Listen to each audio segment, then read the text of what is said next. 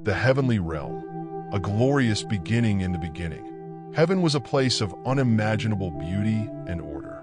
It was filled with celestial beings, angels, created by God to serve Him and fulfill His will. These angels existed in perfect harmony, glorifying God and carrying out His commands. Among them, Lucifer stood out. He was magnificent, powerful, and brilliant, created as the most esteemed of all angels. His name, Lucifer, meaning light-bearer or morning star, reflected his exalted position. He was gifted with wisdom and beauty, holding a role that placed him near God's throne. He was an archangel, one of the highest beings in all creation, that Lucifer's beauty and intellect were unparalleled, and his role as a bearer of light symbolized his purity. He was an ambassador of heaven, overseeing the praises of God, radiating holiness and divine glory. But Lucifer, in his perfection, began to experience a troubling feeling: pride. He grew enamored with his own splendor, and over time, this pride began to overshadow his devotion to God. He started questioning the very authority that had given him life and greatness. Lucifer's dissatisfaction grew, and he started to desire not just to serve but to rule. He wanted to sit in the seat of God and reign over all creation. And this ambition would become the seed of his downfall. As time passed, Lucifer's desire for power grew, and so did his influence among the other angels. He wasn't alone in his aspirations. Many angels were drawn to Lucifer's charismatic leadership. They were convinced by his vision of a world where they could exist in equality with God, ruling alongside him rather than serving him. Lucifer's beauty and eloquence seemed to promise them a world of limitless power. He convinced 1/3 of heaven's angels to join him in his rebellion, and together, they conspired to overthrow God's rule. They would soon embark on a tragic journey that would change the course of history. Lucifer's pride began subtly but steadily took root, poisoning his heart. He, who was created to reflect God's glory, started to look inward instead. His perception of his own beauty, power, and intelligence inflated until it consumed him. In Ezekiel 28, verse 17, God speaks of Lucifer's pride. Your heart became proud on account of your beauty, and you corrupted your wisdom because of your splendor. Lucifer's self-centeredness led him to believe that he was no longer a servant, but an equal to God. His thoughts became consumed with the idea of overthrowing the Creator and taking his throne, that Lucifer's beauty and wisdom, which were intended to reflect God's greatness, became the very instruments of his fall. His exalted position, once a blessing, turned into a burden of arrogance. Instead of leading the heavenly host in praise, he began to imagine himself as deserving of worship. This pride led to his rebellion. He sought to place himself above God, imagining that he could rule the universe better. Lucifer's prideful defiance of God became a deep wound in his soul, one that corrupted his perfect nature. He even convinced other angels, beings who had once loved and adored God, to join him in his rebellion. The root of this rebellion was the belief that God's authority was oppressive. Lucifer saw himself as a better ruler, more deserving of glory than the Creator himself. Isaiah 14 verses 13 to 14 reveals Lucifer's thought process. I will ascend to the heavens. I will raise my throne above the stars of God. I will make myself like the Most High. Lucifer's pride spiraled into a desire for godlike power and dominion. This insurrection, born of pride, was not just a challenge to God's authority. It was an attack on the very nature of creation itself. Lucifer and his followers sought to rewrite the divine order, believing that they could govern the heavens in place of the one true God. The rebellion of Lucifer and his followers did not go unnoticed. God, who is omniscient, knew what was happening and was not indifferent to the threat posed by Lucifer's insurrection. What followed was a great cosmic war in heaven, one that shook the very foundations of the universe. Lucifer, now fully transformed into Satan, led his army of rebellious angels in a bid to seize heaven's throne. On the other side, Michael, the archangel and general of God's armies, stood firm, leading the loyal angels against Lucifer's rebellion. This battle was not one of flesh and blood, but a spiritual conflict of immense proportions. It was a war for the souls of heaven's angels and the future of all creation. The battle was intense, with both sides fiercely fighting for supremacy. Lucifer, filled with pride and arrogance, believed that he and his followers could overthrow the Creator. But Michael and the angels who sided with God were resolute in their loyalty and obedience to him. They fought with divine power, and in the end, the rebellion was quelled. Revelation 12 verses 7-9 describes the moment of victory, and there was war in heaven. Michael and his angels fought against the dragon, and the dragon and his angels fought back. But he was not strong enough, and they lost their place in heaven. Lucifer and his followers were defeated, cast down from their exalted positions, and cast out of heaven altogether. This war in heaven is a defining moment in the cosmic battle between good and evil. It marks the beginning of Satan's reign on earth and the establishment of the eternal struggle between the forces of light and darkness. Although Lucifer's army was defeated, the war didn't end in heaven. It merely moved to earth, where Satan and his fallen angels would continue their rebellion against God's creation. The moment of Lucifer's defeat came with a great finality. No longer could he remain in the holy presence of God. As the war came to a head, Lucifer, once the most magnificent of angels, was cast out of heaven, his pride and rebellion bringing about his fall from grace. In Revelation 12 verse 9 we read, "So the great dragon was cast out, that serpent of old, called the devil and Satan, who deceives the whole world." The serpent, once a radiant angel, was now reduced to the status of a fallen adversary. His expulsion from heaven was not a punishment, but a necessary act of divine justice to preserve the sanctity of God's creation. Lucifer's transformation into Satan was complete. He had sought to dethrone God, but in the end, he was humbled and cast into the abyss, an eternal exile from the divine realm. The imagery of this fall is striking. Lucifer, the once glorious archangel, now stripped of his glory, cast down into darkness. He was no longer the light bearer, but the prince of darkness. This fall had eternal consequences, not just for Lucifer, but for all creation. His rebellion would now lead to a cascade of suffering and corruption that would affect humanity and the entire world. As Lucifer and his followers fell from heaven, they did not fall in silence. Their cries and their fury echoed across the cosmos as they were cast into the void. From this moment forward, Satan's mission became clear: to destroy God's creation and to lead as many souls as possible into rebellion. The expulsion from heaven marked the beginning of Satan's war against the human race. Cast out of paradise, Satan would stop at nothing to corrupt the earth, seeking to claim dominion over it and turning the very creatures of God's making against him.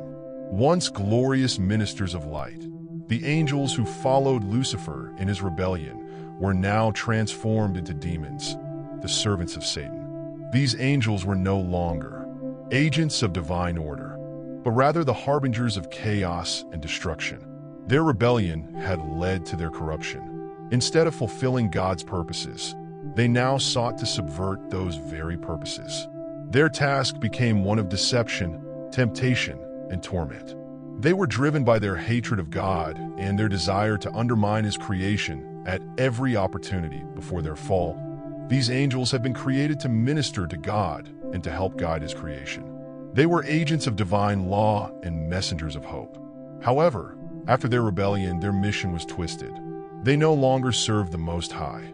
Instead, they served Satan in his quest for dominion over earth. Their role was now to deceive humanity, leading mankind into sin and separating them from God's love. Satan's fallen angels, now demons, became relentless in their pursuit of evil. Their existence was not merely a consequence of Lucifer's fall, but a transformation into creatures of darkness, agents of destruction. These demons used their knowledge of heaven and their power to manipulate humanity. They knew the power of God's word and twisted it, leading people into false beliefs and wicked ways. They sought to exploit human weaknesses and to amplify sin. Through pride, envy, lust, and greed, the fallen angels continued their rebellion, not just against God, but against the entire human race. They sought to distort the perfect harmony of God's creation and bring mankind into eternal separation from Him. Their malevolent influence continues to this day, wreaking havoc upon the earth and leading souls astray. After Lucifer's fall from heaven and his transformation into Satan, his desire to corrupt God's creation turned to earth. He knew that mankind, created in the image of God, was the pinnacle of God's creation, and if he could corrupt them, he would strike at the heart of God's perfect world. Satan's opportunity came when Adam and Eve, the first human beings, were placed in the Garden of Eden, a paradise where they were given dominion over all creatures and tasked with cultivating the land. This perfect world was created by God to be a place of harmony between humans and the rest of creation, but Satan, driven by his hatred for God, sought to destroy that harmony. He chose to manifest himself as a serpent in the garden, a creature of cunning and deceit. His approach was subtle. He did not outright demand that Eve disobey God, but instead sowed seeds of doubt. In Genesis 3 verse 1, the serpent asked, "Did God really say, 'You must not eat from any tree in the garden'?" By questioning God's command, Satan created an opening for doubt and manipulation. He didn't just deny God's word, he twisted it, creating an illusion of knowledge and freedom. But Satan's temptation focused on the idea that God was withholding something from Adam and Eve. He suggested that the fruit from the tree of the knowledge of good and evil would open their eyes and make them like God, knowing good and evil. This appeal to their pride was a reflection of the same rebellion that had led to his own fall. Just as Lucifer sought to be like God, Satan offered Adam and Eve the same temptation, the chance to be as gods themselves. The lie was enticing, and Eve, enticed by the beauty of the fruit and the promise of enlightenment, took a bite. Adam followed her lead, and together they both sinned. Disobeying God's command, the consequences were immediate. The perfect harmony of Eden was shattered, and sin entered the world. Humanity's relationship with God was forever altered. Satan's victory in tempting Eve to eat the fruit was not just about one act of disobedience. It was the beginning of a larger plan to separate humanity from its creator. From that moment forward, the fallen angels and demons would continue their mission to lead humans away from God and into sin, ensuring that the effects of Satan's rebellion would be felt for generations to come. After the fall of Adam and Eve, Satan's influence over humanity deepened. He had already succeeded in bringing about the first sin, but he was not content with merely causing humans to stumble. His ultimate goal was to corrupt humanity completely, to the point where it would be beyond redemption. The Bible references a mysterious event in Genesis 6 verses 1 to 4, where the sons of God took wives from the daughters of men, and their offspring were the Nephilim, giants who became notorious for their wickedness. Many scholars and theologians have speculated about the identity of the sons of God. Some believe that they were fallen angels, demons, who, in their rebellion against God, took human wives and produced a hybrid race of beings. This union between angels and humans resulted in a race of giants, the Nephilim, who were violent and corrupt. They were part of Satan's plan to pollute the human bloodline and thwart God's plan for salvation. The Nephilim were described as mighty men, warriors who brought great chaos and destruction to the earth. Their influence contributed to the deepening corruption of humanity, as these giants oppressed and terrorized the human population. The wickedness of the Nephilim and the increasing immorality of mankind caused God to regret creating humanity in the first place. Genesis 6 verses 5 to 6 says, "The Lord saw how great the wickedness of the human race had become on the earth, and that every inclination of the thoughts of the human heart was only evil all the time. The Lord regretted that he had made human beings on the earth, and his heart was deeply troubled." In response to the corruption of humanity and the Nephilim's role in it, God decided to bring judgment upon the earth. The flood was sent as an act of divine justice to cleanse the world of its sin. Only Noah, a righteous man, and his family were spared from the flood, marking a new beginning for humanity. However, the seed of corruption planted by the Nephilim would not be erased entirely. Satan's influence would continue. and the fallen angels would seek to tempt and lead humanity astray at every turn. The story of the Nephilim is just one example of Satan's ongoing efforts to corrupt humanity. After the flood, humanity began to repopulate the earth, and once again, they were given the opportunity to worship and serve God. However, Satan, having failed to destroy humanity through the flood, found a new way to undermine God's creation. This time, he sought to use humanity's collective ambition to lead them away from God. In Genesis 11, we read the story of the Tower of Babel, where the people of the earth sought to build a tower that reached the heavens. Their goal was to make a name for themselves and to avoid being scattered across the earth. The tower was a symbol of human pride, a monument to their own greatness. It was an attempt to rival God's power and reach into the heavens without his approval. Once again, Satan capitalized on humanity's pride, whispering in their hearts that they could achieve godlike power through their own efforts, but God saw their intentions in their hearts. He knew that their unified purpose, driven by pride, would only lead them further away from his plan for humanity. In response, God confused their languages, causing the people to no longer understand one another. As a result, they were scattered across the earth, and the Tower of Babel was left unfinished. The Babel incident is significant because it demonstrates Satan's persistent desire to corrupt human efforts and to lead them away from God's design. The pursuit of power and self-glory, fueled by pride, continues to be a key tactic of Satan's rebellion, both in ancient times and in the modern world.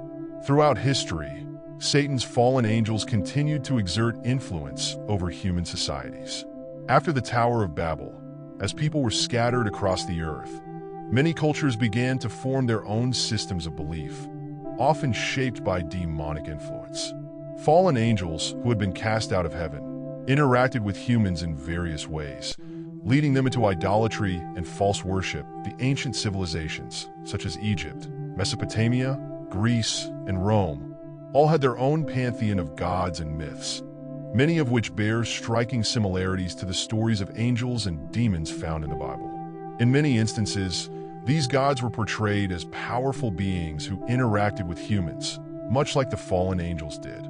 Satan used these false gods to distract humanity from the one true God, leading them into sin and spiritual bondage. The worship of idols, particularly those connected to power, wealth, and lust, became deeply ingrained in human societies that in the ancient world. People often sought divine favor through rituals, sacrifices, and magic. These practices were often influenced by demonic forces, who led people to believe that they could manipulate the spiritual realm for their own benefit. The fallen angels, masquerading as gods, perpetuated these false beliefs and practices.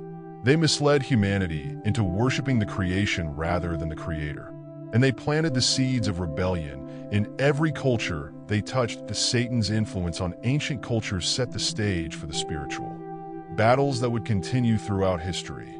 From the rise and fall of empires to the spread of false religions, the fallen angels' presence was felt in every corner of the earth. Their primary goal was to keep humanity in darkness, blind to the truth of God's salvation, and to prevent people from coming to the knowledge of the one true God.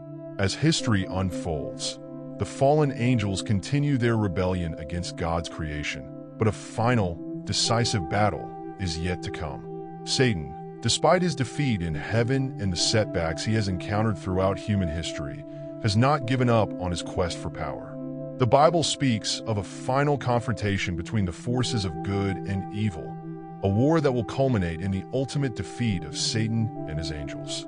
This event, known as the Battle of Armageddon, is described in Revelation 16 verses 16 to 21 and will be the culmination of Satan's rebellion. In the end, Satan will gather his fallen angels and the nations of the earth in a final attempt to overthrow God's rule. This last rebellion will be marked by chaos, destruction, and an intense spiritual battle. However, despite Satan's fury and the alliance of his forces, they will be utterly defeated by the armies of heaven. Revelation 19 verses 19 to 21 describes the defeat. Then I saw the beast and the kings of the earth and their armies gathered together to wage war against the rider on the horse and his army. But the beast was captured, and with it the false prophet who had performed the signs on its behalf. The defeat of Satan and his fallen angels will result in their final judgment and eternal punishment. They will be cast into the lake of fire, where they will remain for all eternity. This event marks the end of Satan's rebellion and the beginning of God's eternal reign. The victory of God over Satan is not just a victory over evil. It is a victory over pride, deception, and destruction. It is a reminder that, no matter how powerful Satan may appear, he is ultimately powerless against the will of God.